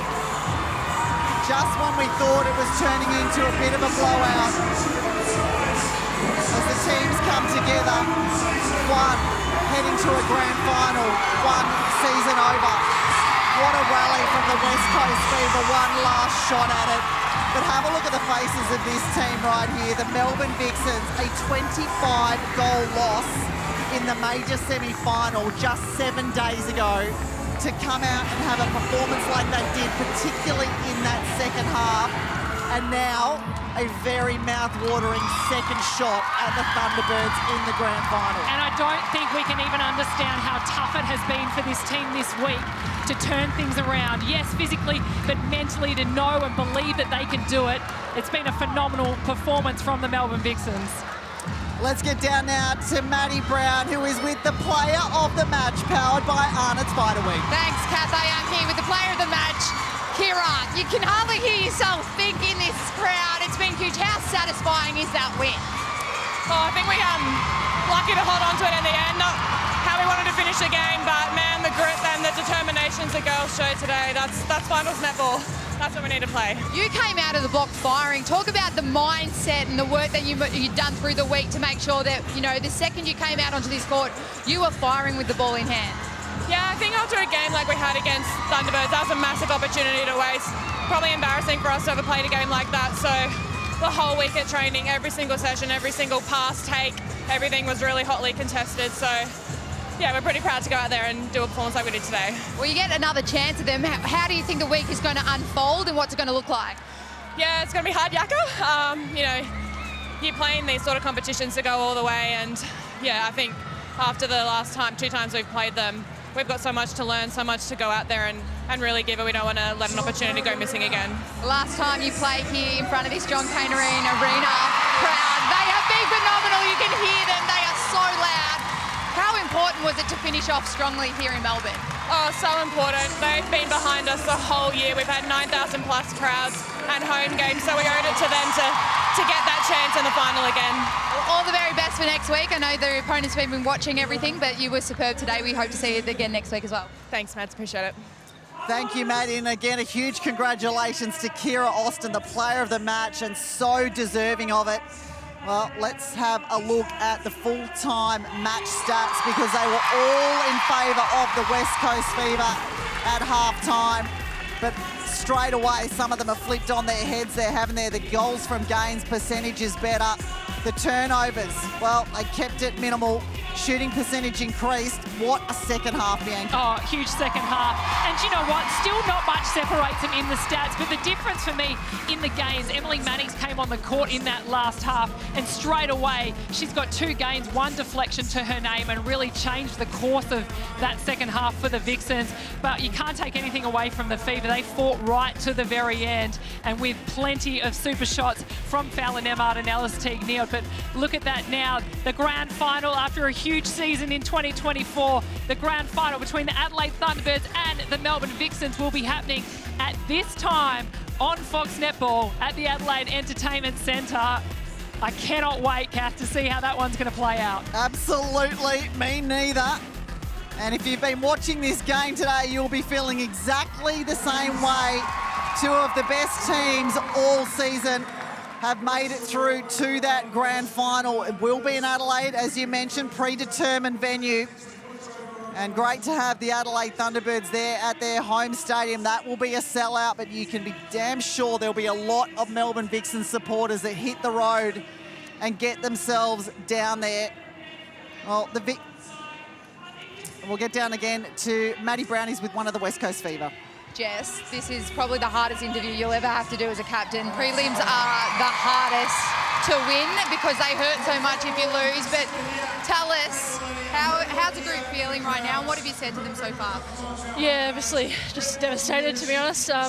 We got so close at the end there, which is so upsetting, and we just didn't bring it in that third quarter. But yeah, just so proud of the group to get to where we did. And obviously it's hard to take right now knowing that we could have been there next week. But on reflection, it's a whole new group, 6 new players. To get this far has been amazing, but yeah, still hard to take. Summarise how proud you are of this group because you came out firing at the start of the season, showing how dominant you could be. And as you said, that grit and determination was seen right through to the final seconds. Talk about, as a captain, how proud you must be of this team. Yeah, extremely proud. We're such a tight-knit group and we came together really quickly. Like you said, at the start of the season we were firing, and just that unity, and I've never been a part of a group that absolutely love each other and stayed so connected. So yeah, super proud, but yeah, still just disappointing. Go and rally yourself around your team and get amongst it at all. It's been a pleasure to watch you guys perform this season, and all the very best next year. Thank you. Cheers. Different change of vibes there. You are up and about. The crowd has been super exciting today, but talk about how good is it to win at home, especially after last week's loss. The crowd was absolutely incredible today. They've been all year. We know we're packed out John Cain Arena each week, but we learned a lot last week. We were so disappointed, and I just thought as the game went on, we really built our work rate and really showed what finals netball's about. We know we're going to have to get better for next week again. They came firing in the last quarter. They nearly got there in the end. Was there a momentum shift, or what do you put it down to? Fatigue, or is it mind? Is it physical? Yeah, look, I think we were up by 12 nearly with 5 minutes to go, and we'll take lessons from that. I feel like we probably started to protect it a bit and not keep going to post. We just had to keep going to post, so we'll learn from it. I still felt in control that whole time, but yeah, super proud of the efforts today. And throw your mind to the Thunderbirds. They had the measure of you. They showed a masterclass against you last week. How do you reframe and go, you know what, it's a different game, it's a different opportunity. Let go of the performances of this season against them and go, you know what, it's one last time. Can you do it? Yeah, they played incredible last week, no doubt about it. We were so disappointed. To be honest, we didn't look a whole lot at that game last week. We'll look at it this week. We'll go to town on it, make sure we have a plan that's ready to take on the Thunderbirds next week. And I've got so much belief in this group, and I know that if we can bring our best, we can get the job done, but it's going to take a lot of hard work. So how does this week look for you, and how do you rally around as a captain? You're a premiership captain before. How do you get the job done again in Adelaide next week? Yeah, look, I think a big part of it is enjoying this week, you know, a grand final week, but we'll enjoy it tonight and then know we've got to go get our homework done for Thunderbirds and go over there and give it a red hot crack. And yeah, as I said, I've got so much belief in this group, so fingers crossed. Grand finals are hard to get to, Kate. Enjoy the week ahead. Get around that team. We look forward to seeing you perform next week. Will do. Thanks, Mads. Thank you, Maddie. What a fabulous interview with the winning captain there, brought to you by Nissan e-Power. Well, that is the prelim final done and won by the Melbourne Vixens. Stay with us, though, because we've got so much to unpack from that 60 minutes of action, and that's coming right up in your post-game show.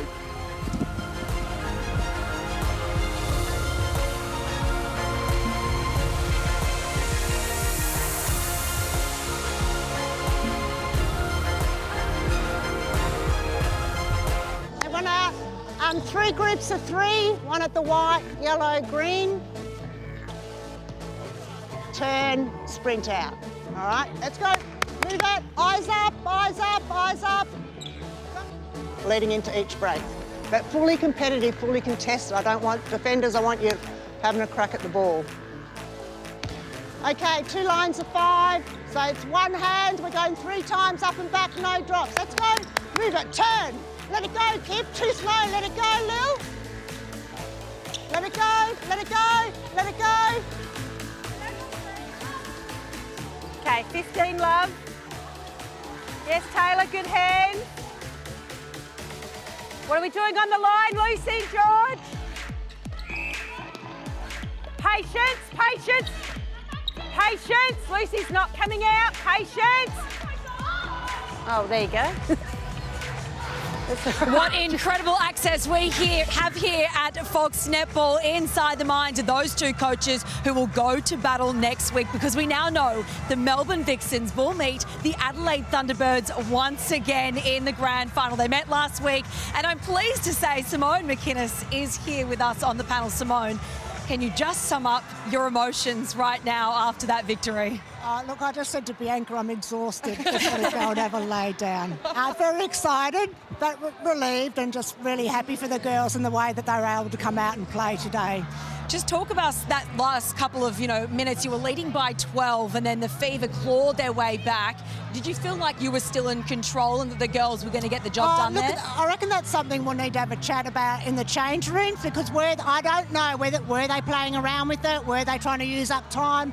If they were, it was probably a little early. So just needed to keep scoring, but I think that's something we'll have a chat about in the change rooms. Huge turnaround from last week. Your big game players came out to play today. How impressed were you, especially with that attack end?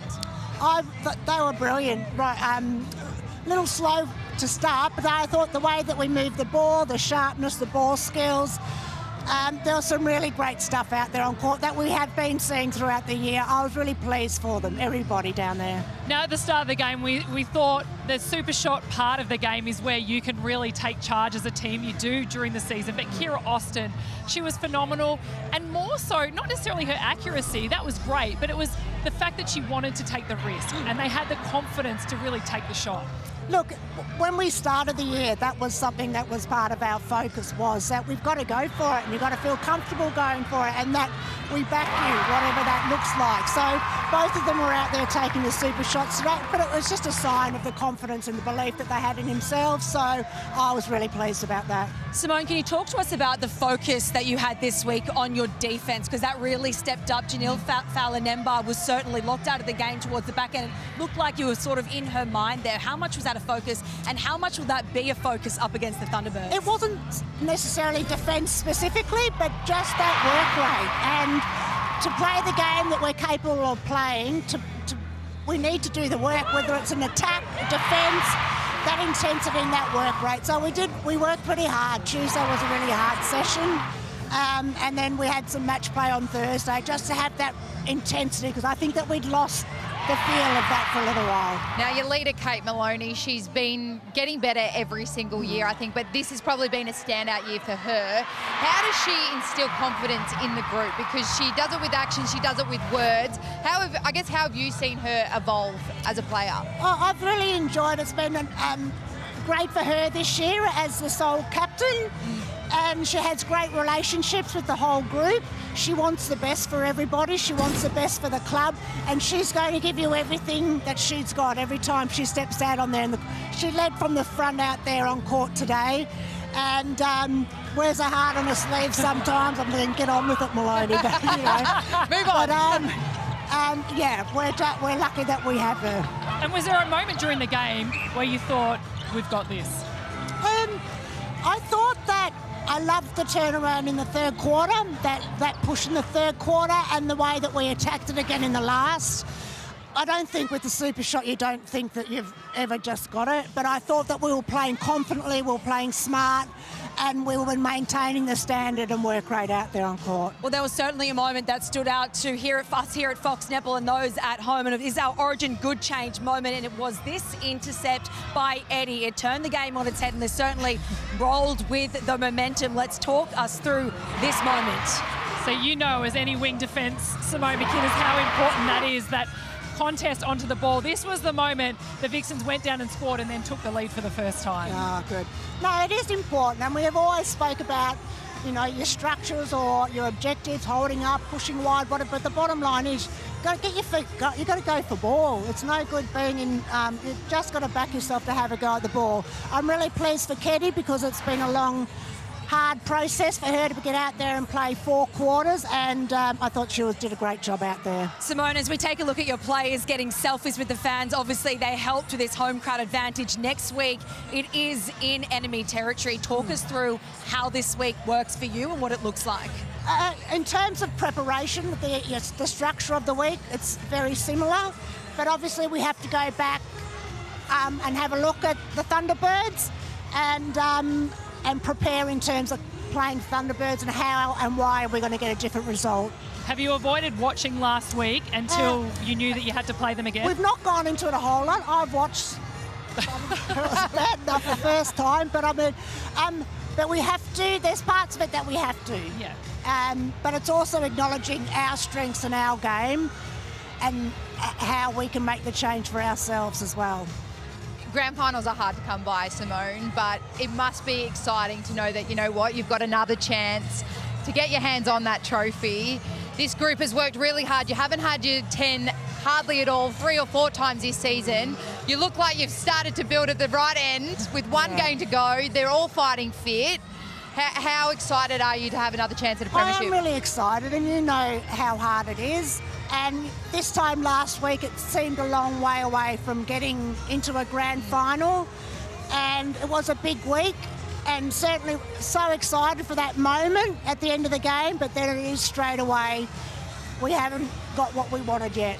Simone, so much talk about this week was about that belief and instilling it that you thought you had lost. Giving the confidence from this victory today, how much will you focus on that belief again, because they proved that they can do it in a 60-minute performance?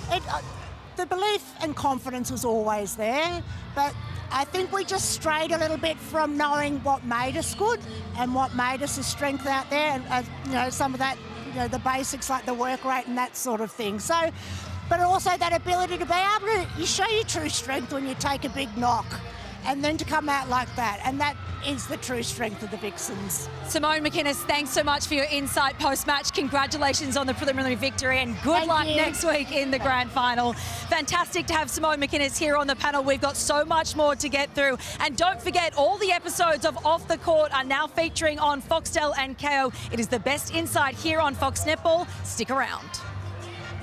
Do you say McVitie's? McVitie's. Oh my God, it's McVitie's.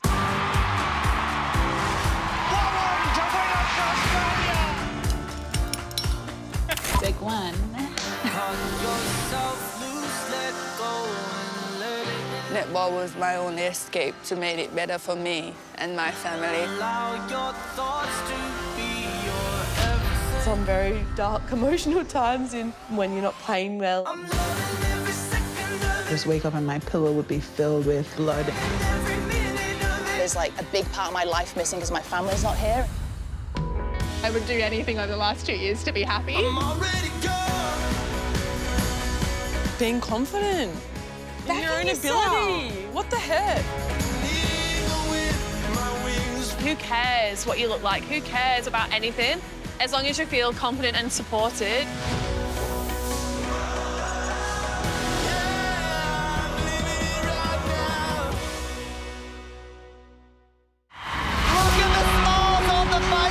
The Thunderbirds win their way straight through to a second consecutive Suncorp Super Netball Grand Final.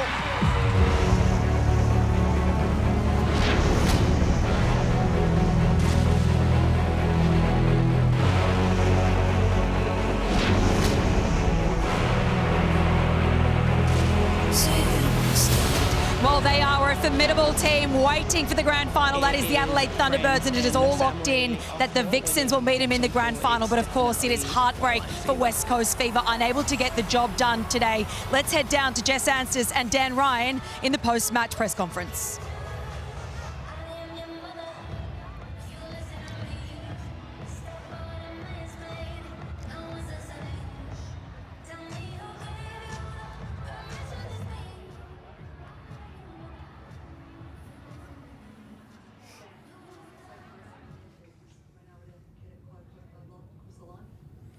Yeah, really disappointed. I think all of us are probably feeling the pain a little bit at the minute, but really proud of that spirited fight back in the last 5 minutes to give ourselves a little bit of a chance there.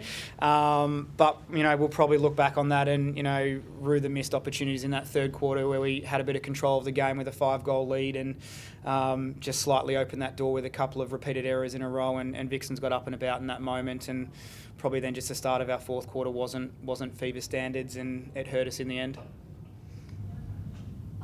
Did you think that they had a chance of getting back over the line in that final quarter? Always a chance. I think we called that timeout with 5 minutes to go, and we said it's been done before, let's go for it. And, full credit to Janelle and Alice just absolutely going hell for leather and sinking those pressurised shots. And I thought Geordie Kransberg come on and did a brilliant job in our front line to make us really direct to goal. And we picked up some ball in defence too, which was tough throughout the day. But the super shot, makes the game always alive, irrespective of scorelines and margins. So, it was an exciting finish, and we gave ourselves a chance, but a little bit too late. And the Vixens' performance, you said during the week that you expected them to come back the very best after their performance last week. What did you make of them, and how do you think they'll fare going into the grand final next week? Look, the Vixens are very good today. Very good with ball in hand in attack. I think their shooter-to-shooter connection was back to some of the, the high quality that they've been producing throughout the home and away season, and they were really hard to stop there at times. They'll need to produce that and more to compete with the Thunderbirds on next weekend. But credit to them, they played really well today. They challenged us in all different parts of our game as we did them. But obviously, we expected Vixens to bounce back, and they absolutely did that tonight. Yeah, obviously devastated. We gave ourselves every chance at the end there to win that game, and obviously that third quarter is something that we didn't bring what we needed to, and we showed in that last quarter when there was nothing to lose what we can play, and so as a playing group, just devastated what could have been.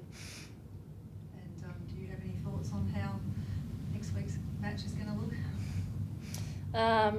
Like Dan said, I think if Vixens bring what they did today and a little bit more, it's going to be a bit more exciting than that semi-final. So, I've got no idea. And Dan, I know this is still very raw and everything, but what does the off-season look like for you now in terms of team personnel and decisions for next year? Yeah, I think once we kind of get over the disappointment of this, which will take us a little bit of time, I think it's really important that we celebrate the incredible season that we have had. We had a lot of change in the off-season, both on-court and off-court, and the way this group has come together and really put us up in a really great position, not just this year, but in the years to come, is something that I think we can all be really proud of. And our club's in a great position over the next couple of years, and I'm really excited about that.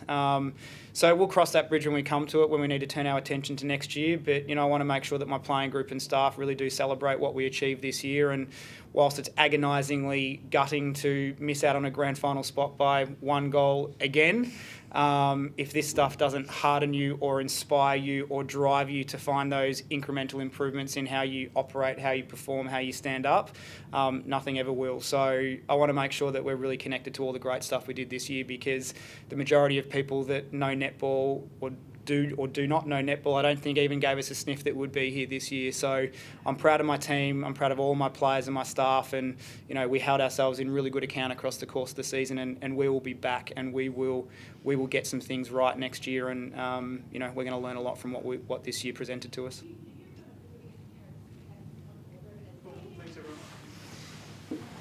Well, there we have it. Dan Ryan and Jess Ansters very dejected, as you would expect, talking about missing out by just the 1 goal, the opportunities that went begging for them.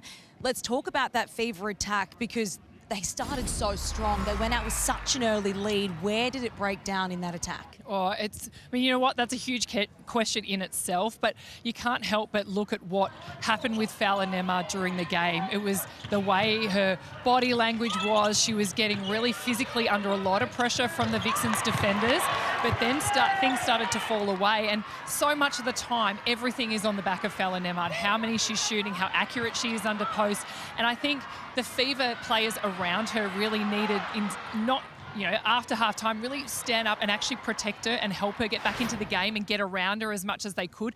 It was almost a little too late, because it wasn't really until Alice Teague-Neal went into goal attack late in that 4th quarter that we really did see them start to get back into the game. So, you know, to me, that was a big factor. You also look at the 2 coaching strategies, and Simone made impact even when they were up, or, you know, things were going well. On the flip side, Dan Ryan made it when they really needed it to, or, you know, they were down and out. And sometimes you've got to take that risk as a coach and go, you know what, 3rd quarter was starting to fall away. That's when I think they should have probably brought the Alice Teague-Neal into goal attack impact. Maybe they could have shot a few more super shots in the 3rd quarter and not just left it to that last 5 minutes, literally. So I think sometimes that pays dividends if you take risk and you go, you know what, we're up, but where more can we get better? And we saw that from the Vixens today. We talk about Janelle Fowler-Nembard, and Kath Cox said it in commentary, as did you, Bianca, about having the world on her shoulders week in and week out. We noticed this moment here on camera at Fox Netball about Dan Ryan really having to address her. You can just see in her body language, she's dejected, she's down. Is she out of the game at that point? Well, I think this was a huge turning point in the game. To see her like that, you don't often see her like that. And the opposition would be able to sense that she's not on her game. And to be honest, we spoke about the intimidation factor that defenders will aim for. They can barely get the ball off her in a one-on-one contest. They rely on the pressure up the court, but they also rely on being able to get into her head and make her think differently and make her question what she's doing. The Vixens defenders and team were able to do that tonight, and that's really what I think was a huge turning point. They used that split circle defence where she just couldn't get a hold on her body. She was second guessing, is it this way, is it that way? And that also put the doubt in the feeder's mind. Where is the space? Where can we put it? And some passes just got through when you were going, oh, the Fever are getting it through to her still, but you could just see that it kept falling short, and all it took was a couple of little intercepts there. And just even these fumbles, really uncharacteristic for her, because she was unsure, where should I stand and what can I offer? So that second guessing in her head, you never see that from Fowler-Nembard. And in saying that, right, she shot 53 goals at 96%, 4 from 7 super shots. If she was in any other team, that would be an enormous effort for a goal shooter. But it's because we have such high expectations of her, and so do the Fever in relying on her so much. Last week she was 67 from 67 at 100%. So, you know, that was a huge... They took the goals off her, the Vixens, and they really limited the opportunity that she had. Yeah, certainly the errors crept into the game once the Vixens were in their mind, and they certainly certainly bounce back the Vixens to lock themselves into a grand final appearance. Let's take a look at the road to the grand final. We've had a look at this tree week in and week out here on Fox Netball, and now we have those two teams secured. It's the Adelaide Thunderbirds hosting, because they do have that home ground advantage, the Melbourne Vixens. Ladies, what do we expect from this matchup? It's a very, very loaded question, Bianca, I know. But after what the Vixens did today, certainly we'll be able to go out there and want revenge. Oh, of course they will, but we can't underestimate the Thunderbirds and how good they are. And like what the Vixens could use the home ground to their advantage tonight, the Thunderbirds are going to be able to do that in Adelaide. You know what? I think it's the Thunderbirds' game, really. They're in the front seat. They've got every opportunity to win it. But if the Vixens bring the game plan and play the way they did tonight, anything could happen. Yeah, I think the Vixens will rally going in as the underdogs. They kind of release some of that pressure off their shoulders. For me, it's the barometers in those attack ends. I think, you know, an Austin for the Vixens, huge tonight. She has to fire as well. And then that Horges as well. It's that goal attack, wing attack. I love the playmakers. It's going to come down to it for sure. Well, both teams will be certainly doing their homework on one another now. They only met a week ago, but they meet again. It's revenge for the Vixens. All the Thunderbirds go back to back as premiers. That's inside that change room there, the Vixens. They've got plenty to work on, but they're excited. They're up out of their feet for this one. And no doubt Simone McInnes will be getting into their heads about this preparation. But ladies, it's been an absolute pleasure to be alongside you, Maddie Brown, Bianca Chatfield, and it's been a pleasure to have you here on Fox Netball. We will see you next week in that grand final. It all kicks off at 6 p.m. You don't want to miss this one. Well done.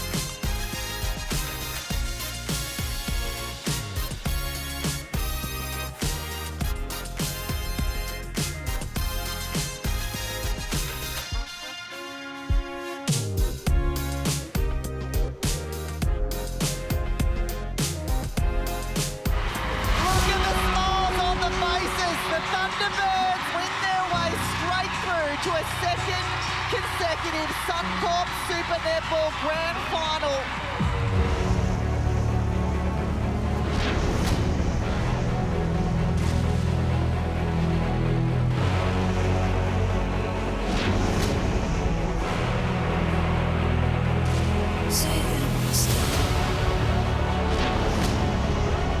It is friends and family off court. When it gets on court, it's definitely white line fever.